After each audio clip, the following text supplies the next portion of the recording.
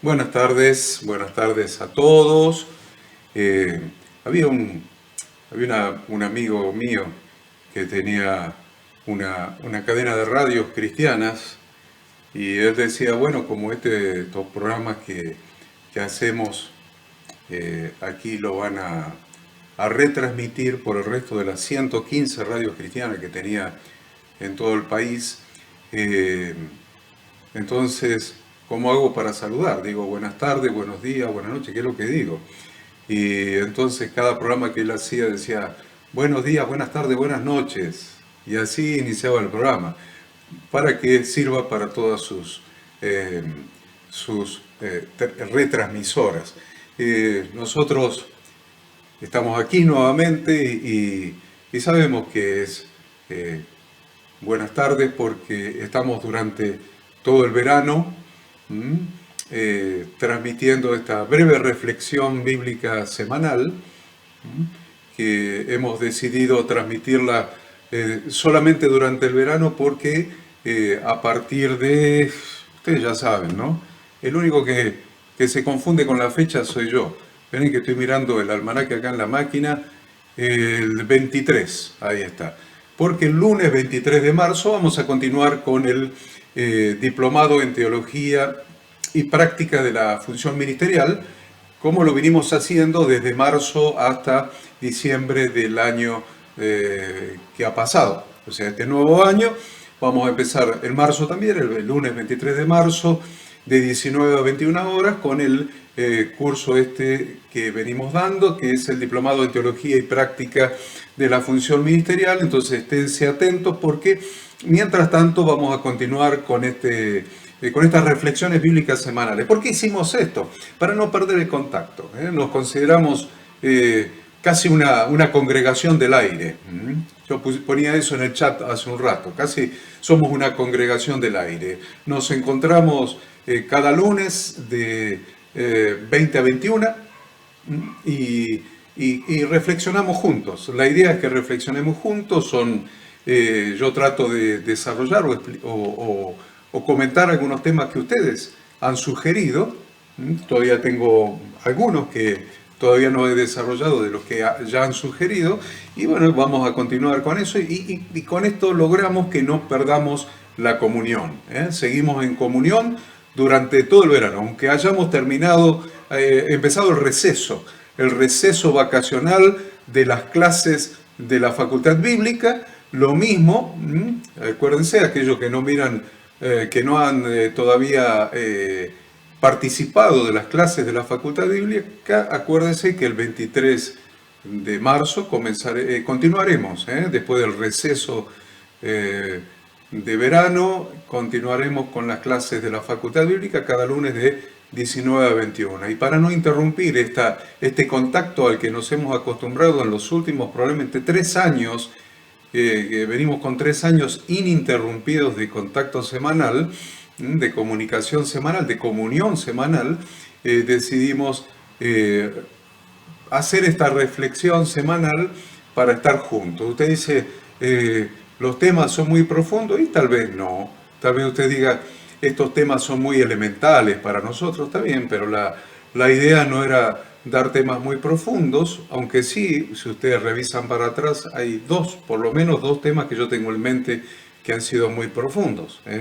Sobre todo, quién es Jesucristo es uno de los temas, mírenlo on demand, y después hay otro más. Pero en general estamos tratando de contestar los temas que ustedes mismos han propuesto. Antes de ir al tema a ver las preguntas que nos han formulado para el día de hoy, les recuerdo que a partir del mes de marzo de 2020 se realizará la reunión unida mensual de pastores, líderes y servidores y pastores invitados. Pastores invitados quiere decir que ustedes, queridos pastores, líderes y servidores que estamos juntos sirviendo en el ministerio, yo les voy a dedicar todo este año las reuniones a ustedes. Pastores, líderes y servidores que estamos sirviendo juntos en el ministerio. Les voy a dedicar todas las reuniones mensuales a ustedes. Quiere decir que si viene algún pastor de afuera, va a ser porque ustedes lo invitan. Entonces, están autorizados. Inviten todos los pastores que quieran, que no estén trabajando con nosotros, para que vengan y vean cómo funciona nuestra familia de la fe, nuestra comunidad de fe, nuestra familia de la fe. Pero yo voy a dedicar todo este año 2020 a ustedes, queridos pastores, líderes y servidores que estamos juntos, así que a partir del mes de marzo, segundo domingo de cada mes, de 9 a 12:30, y oportunamente estaremos confirmando el lugar de realización de cada una de las reuniones. Así que tome nota, segundo domingo de marzo, y vamos a estar juntos. Ya tengo el tema, ya tengo el tema preparado para que hablemos el segundo domingo de marzo, de 9 a 12:30. Ya tengo el tema preparado, así que lo tengo preparado. Hay que pasarle el plumero para sacar un poco la tierra que se le haya juntado, porque lo tengo preparado al tema para hablar con ustedes. Hoy me gustaría que veamos algunas de las cosas que nos preguntan. Hay preguntas, las tengo anotadas en este papel, en esta hoja, las preguntas que nos han venido realizando. Algunas ya las hemos contestado, por ejemplo, todo el tema de autoridad, de matrimonios, de administración del tiempo. Miren, preguntan mucho sobre niñez. Este es un tema recurrente, preguntan muchísimo sobre niñez. Paternidad, niñez, roles de padres y madres, enseñanzas para niños. Bueno, yo les he dicho anteriormente que los que tengan el corazón, todo esto es una cuestión de corazón. Usted dice, ¿por qué estoy yo frente a la cámara hace 3 años? Me estaba acordando el otro día porque estaba buscando algún material y vi que hace 3 años esta misma enseñanza yo la daba de pie, parado frente a la cámara con un trípode y con la hada ayudándome. Se ve la ventana con el fondo de Carlos Paz, como iba oscureciendo. Qué hermoso. Esa primera enseñanza me había marcado en el piso con unas cintas aisladoras el lugar hasta donde me podía mover, no me podía mover para no salirme de la cámara, y fue una experiencia, la primera experiencia. Y usted dice, bueno, ¿por qué? Desde hace más de 3 años estamos juntos, cada semana, con reflexiones bíblicas, escudriñando las Escrituras, tratando diversos temas con relación a nuestro servicio ministerial. ¿Por qué? Es una cuestión de corazón, queridos pastores, líderes y servidores, es una cuestión de corazón.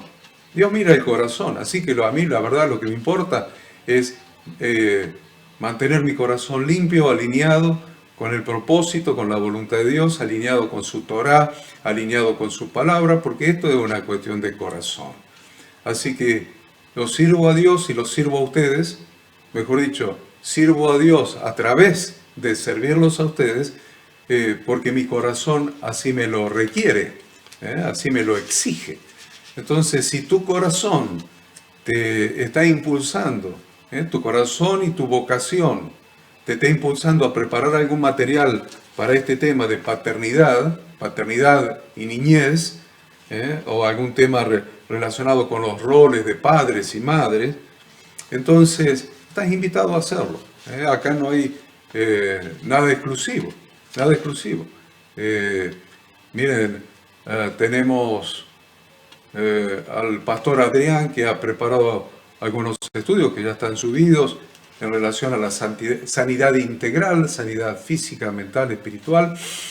Tenemos al pastor Nico, que ha hablado bastante sobre temas importantes como las fiestas, el calendario. Tenemos al pastor David Serafini, que también ha hecho algunas enseñanzas que están subidas. Al pastor Enzo. El pastor Enzo ha dado una cantidad enorme de enseñanzas que no tienen son invaluables. No se le puede poner un valor de lo tan valiosas que son esas enseñanzas. Tenemos a Flavia, también a Daniela, Flavia Basualdo, Daniela Serafini, que también han grabado algunas enseñanzas. O sea, no hay exclusividad con esto, no hay exclusividad. Si usted en su corazón siente la vocación de escribir algo sobre paternidad, niñez, siempre fundado en la Sagrada Escritura.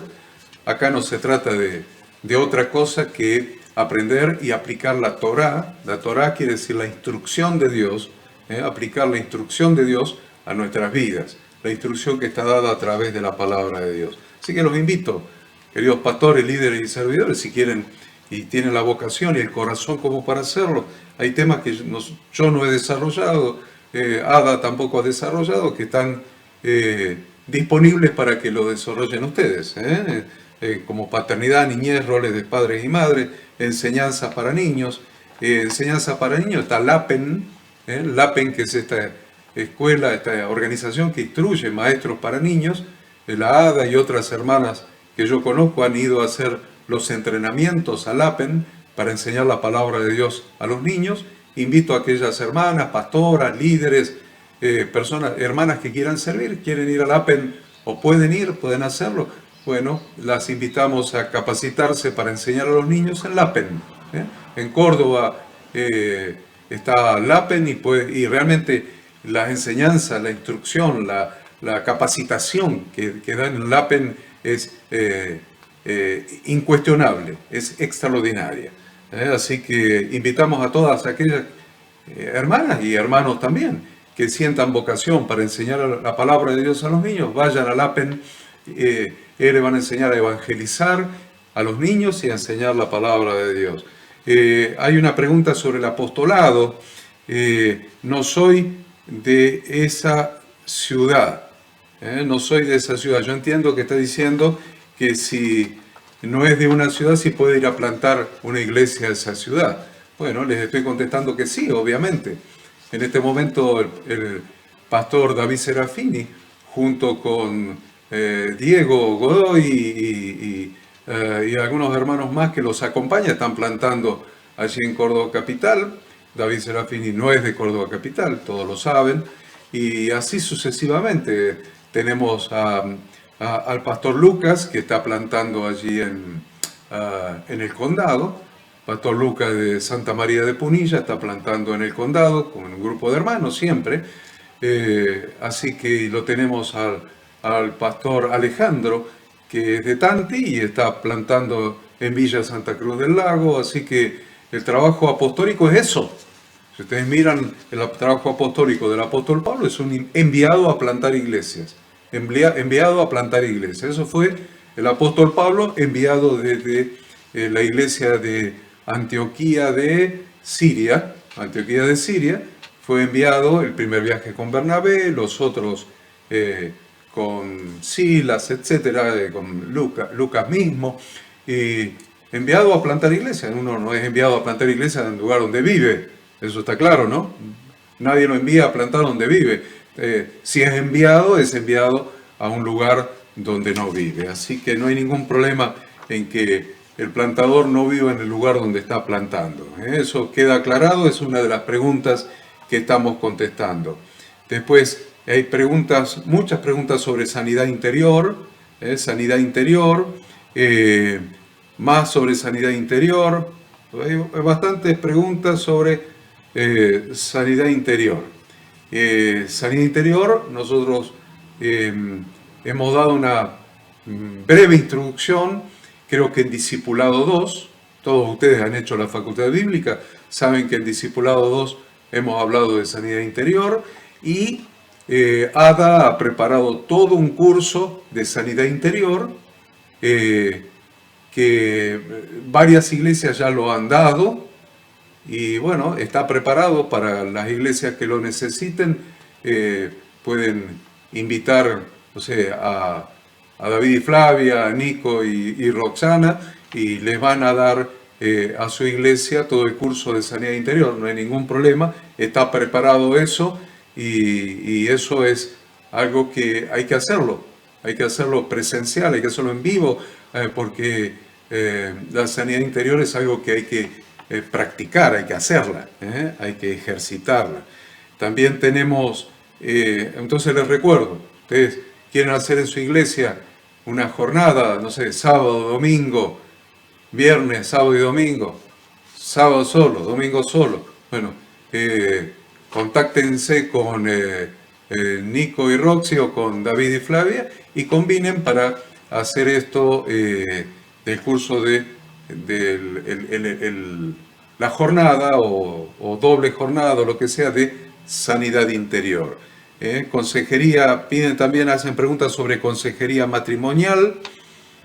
Consejería matrimonial, y hay bastante de eso, preguntas sobre matrimonio, sí, sin duda, son uno de los temas críticos en este tiempo donde Satanás, Hasatán, está atacando el matrimonio, o sea, el ya no ser más dos, sino ser una sola carne, ser uno, como dijo nuestro santo maestro Yahshua, Jesucristo. Ya no son más dos, ahora son uno. No solamente una sola carne, porque Moisés habló de una sola carne, Moisés, bien digo, pero no fue el que lo dijo. Moisés transcribió en la Torá, en el Pentateuco, las palabras de Adán cuando Yahweh Dios le presenta a Eva, y Adán dijo, esta ahora es hueso de mi hueso, carne de mi carne, dejará el hombre, por lo tanto dejará el hombre a su padre y a su madre, se unirá a su mujer, será una sola carne. Y el apóstol Pablo transcribe exactamente lo mismo, pero Yahshua, que es la Torá hecha carne, le dio el sentido más completo. No solamente dijo, dejará el hombre a su padre y a su madre y serán una sola carne, sino que Yahshua, Jesucristo, dijo, ya no son más dos, ahora son uno.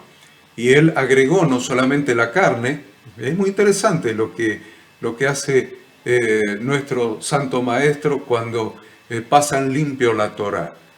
Ya no son más una sola carne, ya le agregó a la carne el alma y el espíritu. El alma y el espíritu. El ser humano es tripartito, cuerpo, alma y espíritu. Tanto Moisés en la Torá como el apóstol Pablo en el Nuevo Testamento hablaron prácticamente de carne, o sea, no son una sola carne. Pero nuestro Santo Maestro le agregó el alma y el espíritu. Entonces dijo, ya no son más dos, son uno integral, o sea, cuerpo, alma y espíritu de ambos unidos en uno. Qué sabiduría la de nuestro Redentor Yahshua HaMashiach, nuestro Redentor Yahshua, el Mesías de Dios, el Jesucristo nuestro Salvador. Entonces, es muy interesante este tema, que pregunten, porque el ataque de Satanás está en la familia. La familia es una simbología, es una tipología. Para los que estudian hermenéutica, la familia es una tipología de lo espiritual. Como si el Hasatán logra hacer perder la noción de afecto natural entre padres e hijos, que lo está haciendo. Ya en el primer mundo los chicos cumplen 18 años, y bien digo los chicos, porque los 18 años son chicos todavía, cumplen 18 años y se van a vivir solos. Entonces hay un desapego, hay un desafecto, hay una pérdida del afecto natural entre padres e hijos y padres. Por eso Malaquías dice que vendría Elías y haría volver el corazón de los padres a los hijos y de los hijos a los padres. Satanás ha operado ahí, y si uno no tiene afecto por sus hijos, no entiende qué es lo que sintió Abraham cuando puso en el altar sobre la leña a su hijo Isaac y estuvo dispuesto a sacrificarlo. Pero más que eso, uno no es capaz de entender el texto de Juan 3:16, porque de tal manera amó Dios al mundo, que ha dado a su Hijo unigénito para que todo aquel que en él cree no se pierda, mas tenga vida eterna. Entonces, ¿de qué manera? De tal manera amó Dios al mundo, que ha dado a su Hijo. Si perdemos el afecto natural, ese texto pasa a diluirse y a carecer de significado profundo. ¿Me entienden? Entonces, Satanás trabaja sobre eso. deshacer el afecto natural y separar el corazón de los padres de los hijos y de los hijos de los padres. Pero fundamentalmente, Satanás trabaja en el matrimonio. Si destruye el matrimonio, está destruyendo automáticamente la ketubá, o sea, el pacto de bodas entre Dios, Yahweh Dios, y la Kejilá, o entre su imagen visible y la iglesia. Su imagen visible, que es Yahshua el Mesías, y la iglesia, que es la eclesía, la Kejilá, que es Israel. Sigue siendo Israel en el Antiguo Testamento y sigue siendo Israel en el Nuevo, solamente que nosotros hemos sido injertados en la novia. Entonces, miren qué interesante, la imagen visible de Yahweh Dios, que es Yahshua el Mesías, que es el esposo y la eclesía, la esposa, perdemos la noción de lo espiritual de esa figura si perdemos la noción de del matrimonio entre un hombre y una mujer. Porque si usted mira Efesios capítulo 5, va a hablar de que el marido es cabeza de la mujer y de que el marido debe amar a la mujer como a su mismo cuerpo, así como Cristo amó a la iglesia y se entregó a sí mismo. Miren qué interesante, y la esposa es sujeta a su marido, como la iglesia a Cristo. Y termina diciendo el apóstol Pablo, mas yo digo esto de Cristo y de la iglesia. Entonces, si perdemos esa noción, si le damos cabida en nuestra mente y en nuestro corazón al matrimonio igualitario, tal vez por compasión, muchos lo hacen por compasión con aquellos que tienen este desvío del orden de Dios, y lo hacemos por compasión, bueno, estamos admitiendo algo que está en contra de lo que tiende a representar el matrimonio entre un hombre y una mujer, que es el matrimonio de Cristo y la iglesia, de Yahshua, del Mesías y la iglesia.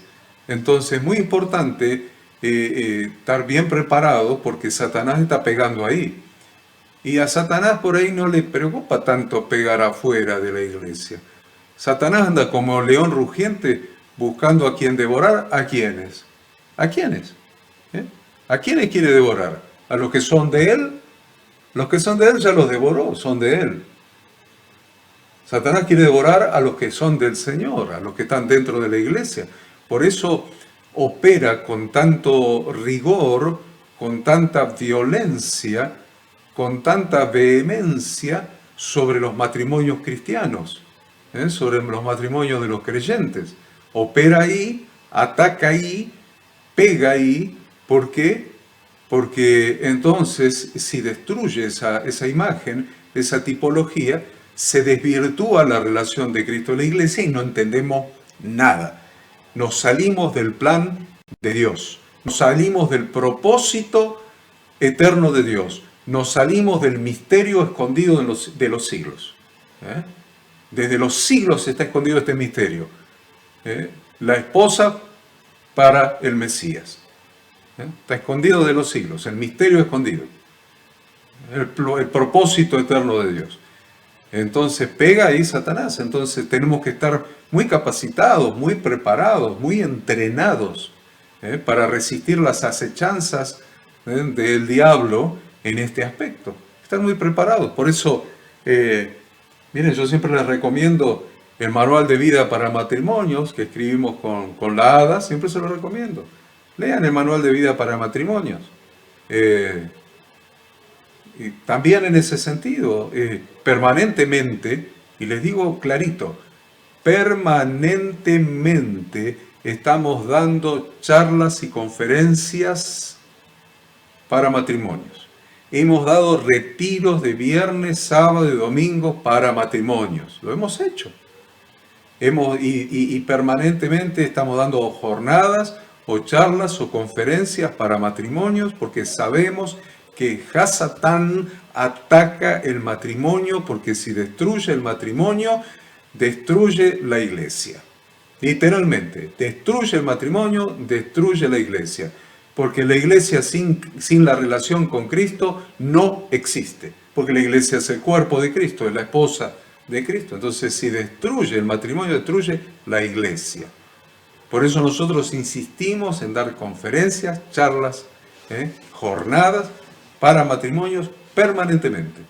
Y en eso sí, estamos muy comprometidos con la ADA de ir a dar charlas para matrimonios donde sea, donde sea, donde sea. No hemos solamente dado conferencias en Córdoba, hemos ido hasta Bahía Blanca a dar conferencias para matrimonios, sin contar las que hemos dado en otros países.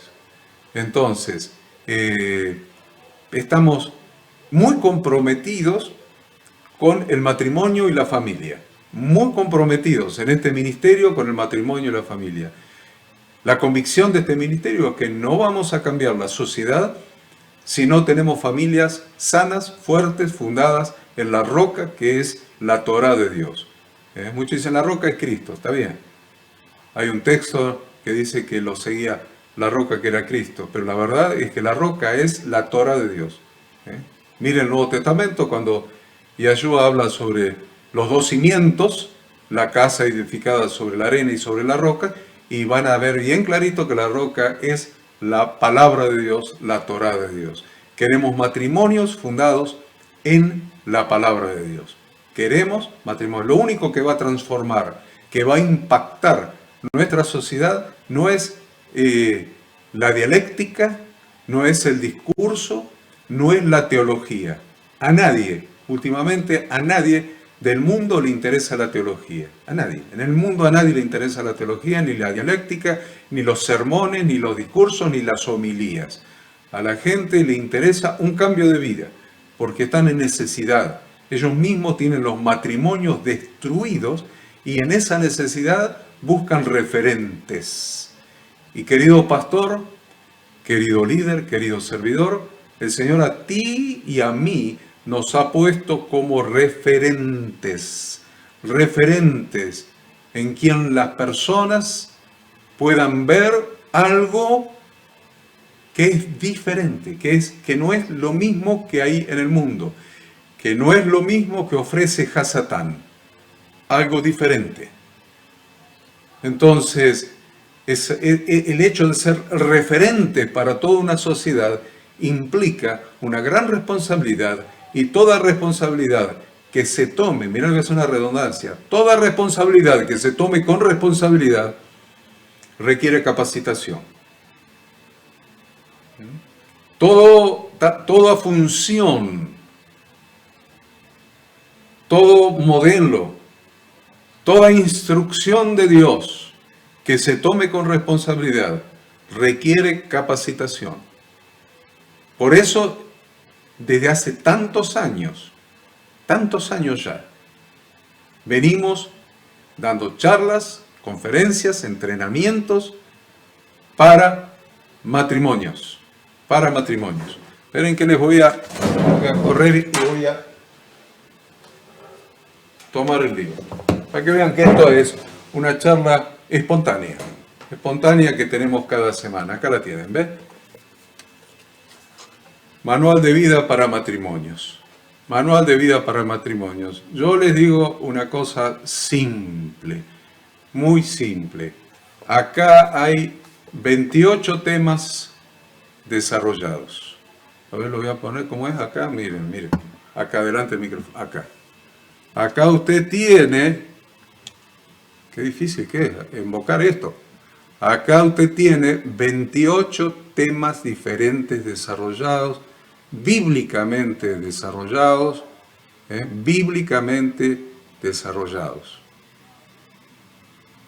para matrimonios, para contrarrestar el ataque satánico contra el matrimonio. Ustedes se sorprenderían de saber en cuántas manos ha llegado este libro. Manos de psicólogos, manos de pastores, manos de sacerdotes católicos. ¿En cuántas manos ha llegado este libro y han demostrado interés en este libro? Y ustedes lo tienen de primera mano. Entonces, les aconsejo, y no solamente eso, nos tienen a nosotros. Lo tienen al pastor Nico, a la pastora Roxana, al pastor David, a la pastora Flavia, ¿eh? La tienen a Ada, me tienen a mí, que estamos dispuestos a darles en los lugares que ustedes determinen. Hemos ido a retiros, hemos ido a iglesias, hemos ido a donde fuera necesario, pero este es un ataque que tenemos que contrarrestar, un ataque satánico contra el matrimonio y contra la familia. Y bueno, ya tenemos algunos temas más para agregar en un segundo tomo de este manual. Este manual es compacto, acá no hay dibujitos ni letras grandes para hacer hojas. Acá lo que va a tener es letra chica y compacta, donde sí haya mucha palabra de Dios y mucha enseñanza en relación con el matrimonio. Entonces, voy a decir eso solamente con eso. Otra de las preguntas es sobre los dones. Sobre los dones, miren, estamos dando desde marzo del año pasado el diplomado en Teología y Práctica de la Función Ministerial. Y ahí hemos hablado de los dones hasta por las orejas hemos hablado sobre los dones del Espíritu. Así que si la persona que está preguntando y pidiendo que hablemos sobre los dones no estuvo inscripta y no vio las clases del diplomado desde marzo hasta diciembre, más las que vamos a seguir dando, no importa que no esté inscripto. Usted se mete en la página de la Facultad Bíblica, facultadbiblica.com, va a encontrar aula virtual, en verdecito ahí arriba, aula virtual, clases en vivo, entra ahí, entra en el diplomado en Teología y Práctica Ministerial y busca en la materia correspondiente, funcionamiento de la iglesia debería ser, busca la materia funcionamiento de la iglesia, cliquea y se ve todas las lecciones gratis. Están todas las lecciones subidas ahí en esa página, las mira gratis, no tiene que pagar nada, absolutamente nada. Véalas, porque ahí va a estar la respuesta a todo el desarrollo de estos dones espirituales. Hay otra persona que habla de espíritus inmundos, que hablemos algo sobre espíritus inmundos. Bueno, eso lo tiene en Discipulado 2. Discipulado 2 creo que es de primer año de la Facultad Bíblica, así que todos ustedes pastores, o la mayoría de ustedes lo han visto en Discipulado 2, hemos tratado de expulsión de espíritus inmundos. Después, relaciones entre hermanos, pastores, cómo debería ser la relación, eso lo contestamos el lunes de la semana pasada. Y hay otra pregunta que es cómo hacer para que una iglesia se multiplique y no decaiga. ¿Cómo hacer para que una iglesia se multiplique y no decaiga? Que está relacionada con una pregunta que es crecimiento de la iglesia, factores que la hacen crecer y que hacen disminuir su crecimiento. Bueno, por ahí creo que vamos a ocupar el tiempo que nos queda en contestar algunas de estas cosas, específicamente esto. Hemos confundido muchas veces lo que es la iglesia. La hemos confundido. Hemos pensado que... Yo no digo si que lo hemos pensado, lo voy a rectificar a esto. En la práctica se demuestra, porque Jesús enseñó, por sus frutos los conoceréis. Entonces yo miro una iglesia y sé lo que piensan los pastores, aunque no sea consciente de ese pensamiento. Aunque no sea consciente, aunque tiene el subconsciente. Aunque no sea consciente de ese pensamiento, yo sé lo que piensa. Porque si convierte la reunión congregacional en un show, en un espectáculo montado sobre un escenario donde hay músicos y donde hay ruido y donde hay toda una tecnología en sonidos y qué sé yo sé lo que piensa. Aunque él no lo tenga en el consciente, lo tenga en el subconsciente, lo sé. Ha montado un espectáculo, un espectáculo como los del mundo, pero solamente con algunas letras que hablan de algo de Jesucristo o del Padre o lo que sea, o del Ruach de santidad, del Espíritu de santidad, el Espíritu Santo, el Espíritu de Dios. Entonces, hasta que nosotros no entendamos que la iglesia es una escuela, vamos a andar por un camino equivocado. Vamos a andar por un camino equivocado, definitivamente, hasta que no entendamos que la iglesia es una escuela. Y me encanta la transición entre el templo y la época de Jesucristo. Cómo la enseñanza bíblica la hacían los sacerdotes en la antigua Israel, y a veces se perdían, se archivaban los libros, los rollos de la Torá, y cuando la volvían a encontrar, la leían ante el pueblo, y los reyes, a pesar de que la misma Torá le manda que tenían que leer, creo que una vez por año, la Torá completa, no lo hacían, y así se iban detrás de los ídolos. Y en el periodo de 400 años intertestamentario, lo que sucedió fue que aparecieron las sinagogas en la dispersión. En la dispersión, a partir de la dispersión, fueron apareciendo estos lugares de estudio de la Torá que se les llamó la sinagoga.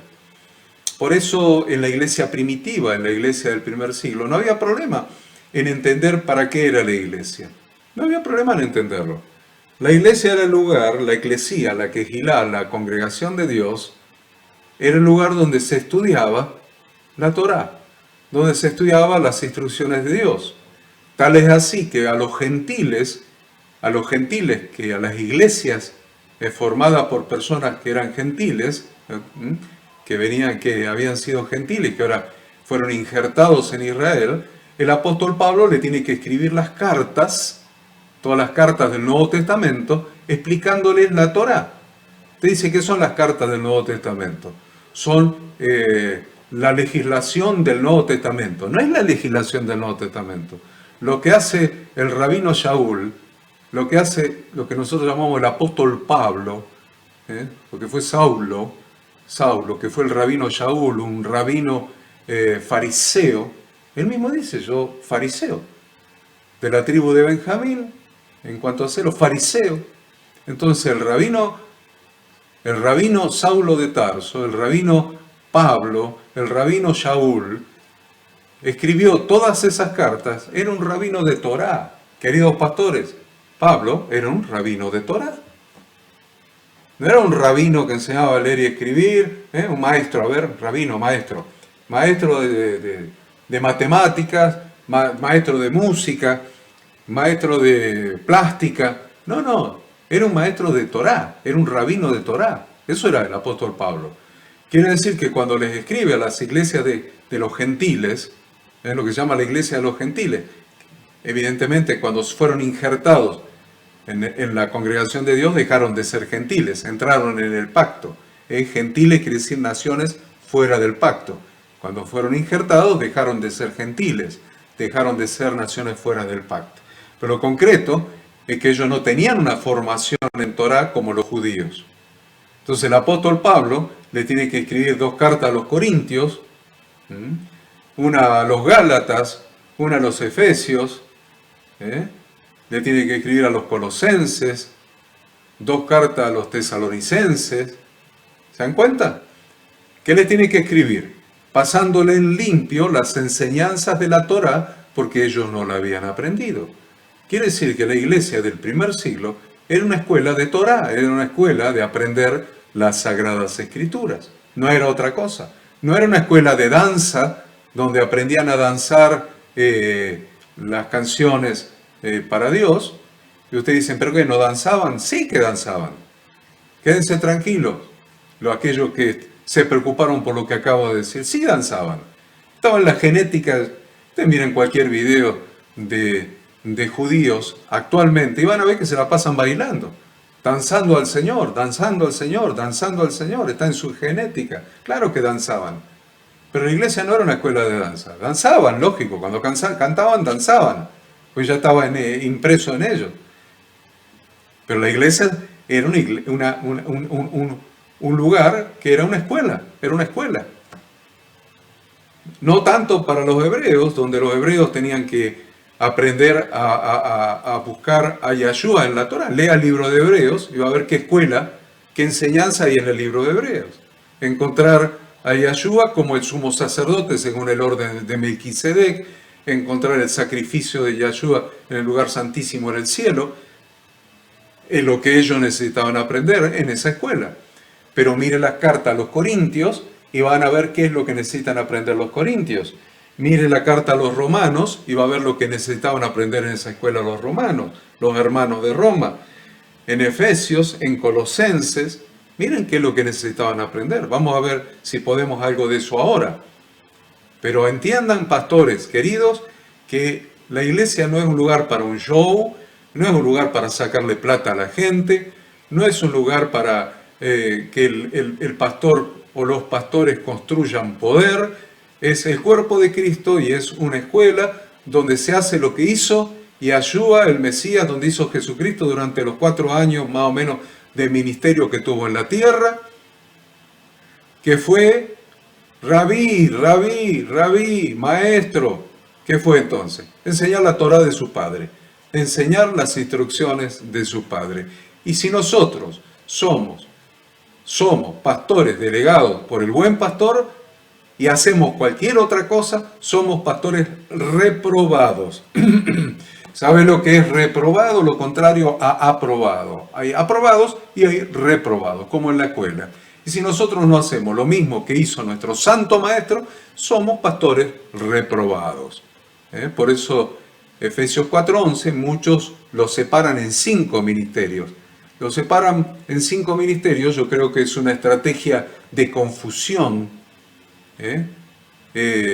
porque en realidad se separa en 4 ministerios. El último ministerio es pastores y maestros, que es el mismo ministerio, porque no puede haber un pastor que no sea maestro, porque la función del pastor es enseñar, o sea, dar alimento, es cuidar de que entren falsas doctrinas. Si no tiene bien la doctrina, ¿cómo va a cuidar eso? Y buscar a la oveja perdida. Así que es una escuela de nueva vida. ¿Quieren llamarle de alguna manera a la escuela? Miren, a algunos les gusta ponerle cartelitos a todo. Me encanta. Me gusta porque se ponen muy coloridos los salones de reuniones cuando los llenan de cartelitos. Yo mismo le he pasado un par de carteles, una rueda, uno azul. Yo le he pasado un tabernáculo. Me encanta. Pongan los cartelitos que quieran. Pero sepan qué quiere decir los cartelitos. Pongan un cartelito que diga nueva vida. Nueva vida. Nueva vida, porque nosotros como pastores debemos enseñar nueva vida a los creyentes. Aquellos que entran en el pueblo, que entran en la congregación de Dios, que se hacen parte de la esposa del Cordero, ¿qué le tenemos que enseñar? A bailar, a cantar, a danzar, a llorar, a reír, a zapatear. ¿A qué le tenemos que enseñar? Le tenemos que enseñar los principios de esta nueva vida, los principios de la nueva vida. Si ustedes miran Romanos 6:4, vamos a ver, Romanos 6:4 le va a decir así: porque somos sepultados juntamente con Él para muerte por el bautismo, a fin de que como Cristo resucitó de los muertos por la gloria del Padre, así también nosotros andemos en vida nueva. ¿Qué dice allí? A ver, ¿qué dice allí, pastores?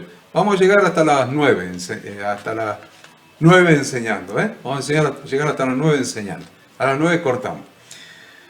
Y seguimos el lunes que viene, si a ustedes les parece bien. Pero miren lo interesante esto. Dice, somos sepultados juntamente con Él para muerte. Usted lo tiene en su pantalla, ¿lo lee ahí? ¿Se lee bien? ¿Sí? ¿Se lee bien? Bueno. Somos sepultados juntamente con Él para muerte por el bautismo. Y ahí en esa coma voy a parar. ¿Por qué con Él, o sea, con Yahshua por el bautismo? ¿Por qué con Yahshua por el bautismo? Porque el bautismo en el tiempo de Yahshua, en el tiempo de Jesucristo, el bautismo identificaba al discípulo con su maestro. Además de significar que dejaba la vieja vida sepultada bajo el agua, todo lo que ustedes quieran de todos los significados espirituales que la palabra de Dios nos enseña. Lo más importante que yo rescato del bautismo a partir de Juan el Bautista es que identificaba a los discípulos con el maestro. Discípulo quiere decir alumno, ustedes saben. Identificaba a los alumnos, a los estudiantes con su maestro, los estudiantes con su maestro, a los discípulos con el rabino, ¿sí? A los discípulos con el rabino. Por eso el apóstol Pablo, cuando va a Éfeso, creo, encuentra a los 12 discípulos de Juan el Bautista y les pregunta si habían recibido el Espíritu Santo cuando creyeron, y ellos dicen que no sabían ni que existía el Espíritu Santo. En segunda pregunta, ¿en qué bautismo fueron ustedes bautizados? ¿Por qué le pregunta en qué bautismo fueron ustedes bautizados? Porque la pregunta en realidad era, ¿quién fue su maestro? ¿No le llama la atención? ¿No le llama la atención? Que el apóstol Pablo, la primera pregunta era si habían recibido el Espíritu Santo cuando creyeron. Eso no me llama la atención. Pero una vez que le dicen que no sabían, está hablando de conocimiento. No sabíamos que existía el Espíritu Santo. No sabíamos, es conocimiento. Para eso está el maestro, para enseñar. Para eso están los estudiantes, para aprender. Entonces, ahí tienen la razón de la segunda pregunta del apóstol Pablo. De Rabino Shaul, del Rabino Pablo, de Tarso. ¿Cuál es la pregunta? La segunda pregunta es, ¿en qué bautismo ustedes fueron bautizados? En realidad, con esa pregunta, lo que estaba preguntando era, ¿quién fue su maestro? Es más, le estaba preguntando, ¿quién fue su maestro que no les enseñó acerca del Espíritu Santo? ¿Quién fue su maestro que no les enseñó acerca del Espíritu Santo? Pero la pregunta concreta es, ¿quién fue su maestro? ¿Qué les estaba preguntando? ¿En qué bautismo fueron ustedes bautizados? ¿Por qué le está preguntando quién fue su maestro? Porque el bautismo identificaba al discípulo con su rabino. ¿Está claro? El bautismo identificaba al discípulo con su rabino. Por eso dice a continuación que los bautizó en el nombre de Jesucristo. ¿Ven lo significativo de eso? A continuación dice que los bautizó en el nombre de Jesucristo. ¿Qué fue? Un cambio de rabino. Un cambio de rabino. Ustedes hasta ahora fueron discípulos, o sea, estudiantes de Juan el Bautista. Ahora van a ser discípulos de Yeshua el Mesías. Ahora van a ser discípulos de Jesucristo. Así que yo los bautizo en el nombre de Jesucristo. Los bautizo en el nombre de su nuevo rabino, de Jesucristo. Y recibieron el Espíritu Santo y todo lo que ustedes saben en esa escena que está relatada en Hechos de los Apóstoles. Entonces esto se lo estoy diciendo para que entiendan que la iglesia es una escuela. Es una cuestión de maestros y alumnos. Es una cuestión de rabinos y discípulos. Es una cuestión de rabinos y discípulos, de maestros y estudiantes. Eso es la escuela, es la iglesia. Por eso, pastor, te miro, pastor, te estoy mirando, pastor, y quiero que me mires. Pastor, líder, servidor, quiero que me mires. Pastor querido, vos sos un maestro de Torá. No sé si alguien te lo había dicho antes. No sé si el Espíritu Santo te lo había revelado antes. No sé si las Escrituras te lo habían revelado antes. No sé si Yeshua te lo había revelado antes. Si no es así, recibilo ahora de parte de Dios.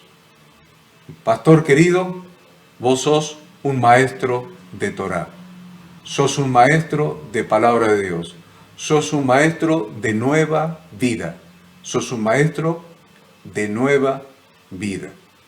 Ya no sos más un showman que anda bailando y cantando y tocando música o un político que dice discursos. brillantes discursos que conmueven a las multitudes, a las masas. Te estás transformando. Si recibís la palabra de Dios, te estás transformando en un maestro de Torá, un maestro de Biblia, un maestro de palabra de Dios. Eso es bautizar en el nombre de Jesucristo. Te dice, no, pero en Mateo dice bautizándolos en el nombre del Padre y del Hijo y del Espíritu Santo. Sabemos, ustedes saben, yo sé, y todos los que hemos estudiado seriamente las Escrituras, que eso fue un agregado de la iglesia romana. Fue un agregado de la iglesia romana para justificar la doctrina de la Trinidad, bautizándolos en el nombre del Padre y del Hijo y del Espíritu Santo. Entonces es un agregado. Bíblicamente es bautizarlos en el nombre de Jesucristo, porque se lo bautiza en el nombre del rabino, del maestro cuyas enseñanzas van a seguir aún a costa de su propia vida. Se van a dejar matar por seguir las enseñanzas de su maestro. Entonces le leo otra vez Romanos 6:4, que ustedes lo tienen en la pantalla.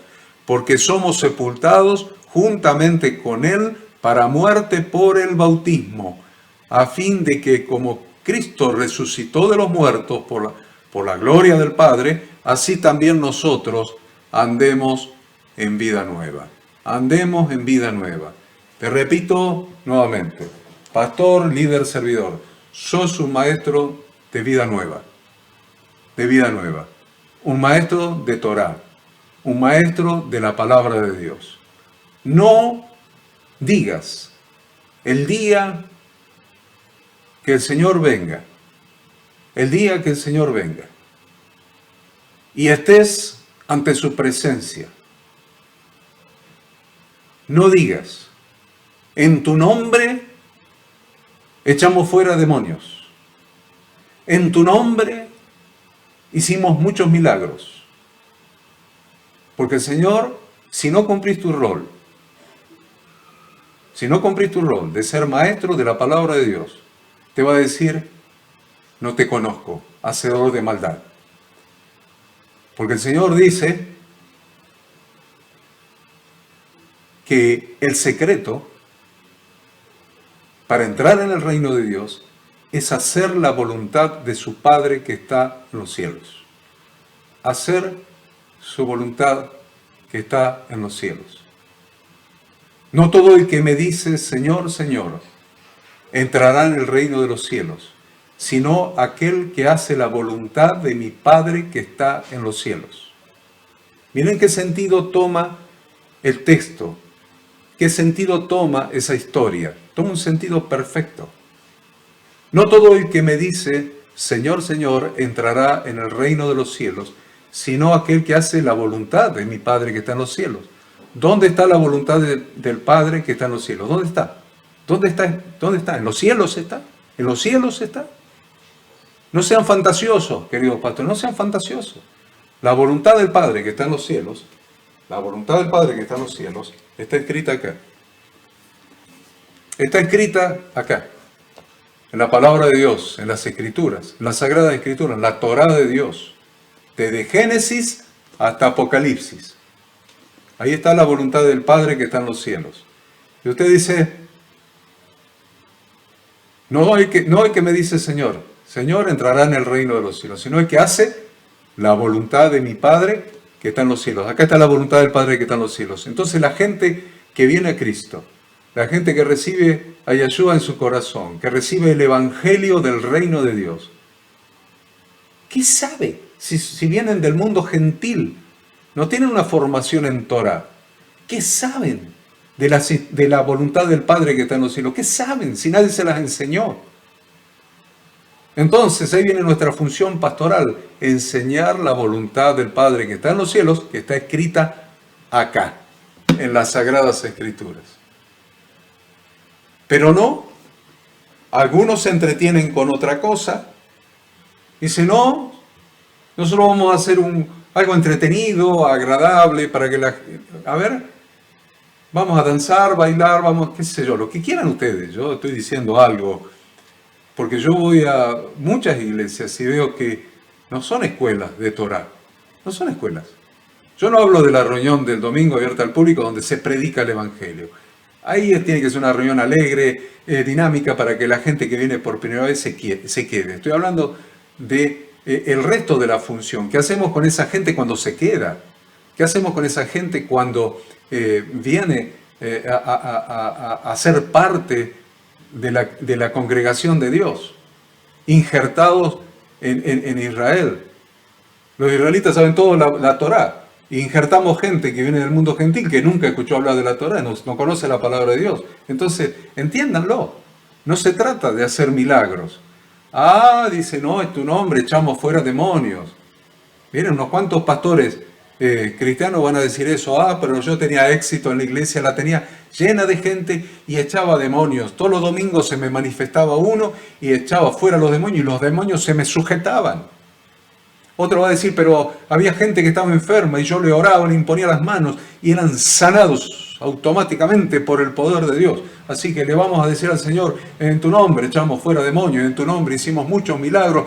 ¿Y sabes lo que va a decir él? No te conozco, hermano, porque no cumpliste la función que tenías que cumplir. ¿Cuál era tu función? Enseñar la Torá, enseñar las instrucciones de Dios, enseñar las instrucciones de la nueva vida. De la nueva vida. Entonces le pongo otra vez el texto. Porque con esto vamos terminando. Vamos a seguir con este tema, el mismo tema a partir de, la semana que viene vamos a seguir con el mismo tema y les voy a explicar más profundamente esto. Porque somos sepultados juntamente con Él para muerte por el bautismo. Quiere decir, ahora nos identificamos con nuestro santo maestro que estuvo todo su ministerio en la tierra enseñando Torá. Por eso le decían rabí, rabino de Torá. A fin de que como Cristo resucitó de los muertos por la gloria del Padre, así también nosotros andemos en vida nueva. Como la gente que viene a Yeshua, que viene a Cristo, que viene al Evangelio del Reino, puede andar en nueva vida si nosotros no se lo enseñamos. Y la última pregunta que les hago es, ¿cómo pues podemos nosotros enseñar algo que no sabemos? ¿Cómo pues nosotros podemos enseñar algo que desconocemos, algo que no sabemos? Hay acá un proceso de aprendizaje que todos ustedes, junto conmigo, debemos realizar. Un proceso de aprendizaje de la Torá de Dios, sabiendo que la palabra Torá en hebreo significa instrucción de Dios o instrucciones de Dios. Instrucción de Dios para que la vida de las personas dé en el blanco. Ahí tienen el significado de la palabra Torah. ¿Cómo pues podemos enseñar lo que no sabemos? Entonces, este es un desafío que yo les planteo y les propongo que juntos recorramos ese camino. Juntos recorramos el camino del aprendizaje de la palabra de Dios, para que juntos sirvamos al Señor. Juntos lo sirvamos acorde a su voluntad, enseñando a la gente a hacer la voluntad del Padre que está en los cielos, que está escrita íntegramente para nosotros en su palabra. Los dejo para que reflexionen esto. Reflexionenlo, piénsenlo y créanme que no vamos a ser aprobados cuando lleguemos a su presencia. No vamos a ser aprobados, vamos a ser reprobados si no enseñamos la nueva vida a aquellos que no la conocen porque nunca fueron instruidos en Torah. Y si no se la enseñamos, ellos no van a cambiar de vida, su nuevo nacimiento no les va a servir para nada y nosotros vamos a hacer trompetas que vamos a seguir dando un sonido incierto y la sangre de todas esas personas va a ser sobre nuestras cabezas. Pero como no quiero dejarlos con una nota negativa, los voy a dejar con una nota positiva. Juntémonos, recorramos juntos este camino. Recorramos juntos este camino de instruirnos, de aprender la Torá de Dios para enseñarlas a toda la gente que el Señor nos ponga delante para que aprendan su palabra, para que aprendan la voluntad del Padre que está en los cielos. Los bendigo en el nombre de Dios. Amén.